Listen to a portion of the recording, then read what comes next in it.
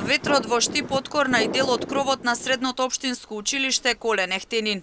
Највисокиот дел од кровот на училиштето заврши на другата страна на објект кој се наоѓа до самото училиште. За среќа нема повредени ученици и вработени ниту уништени автомобили.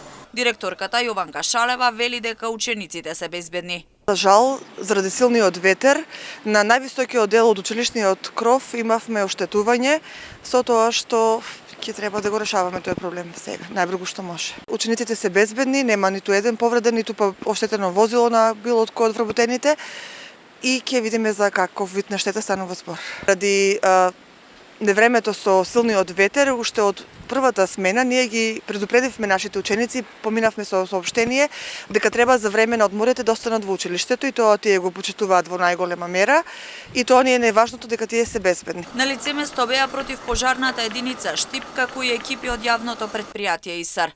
Оттаму посочуваат дека делот од кровот кој паднал на друг објект ќе биде отстранет со цел да не се предизвика дополнителна штета. Исто така се разгледаа сите околности да се преземат мерки активности да не дојде до паѓање и на друг дел од кровот на училиштето.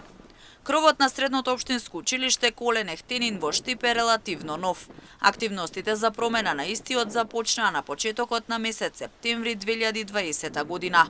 Тогашниот ВД градоначалник Јане Миланов посочи дека инвестицијата била вредна околу 17 милиони денари за реконструкција на површина од над 4000 метри квадратни.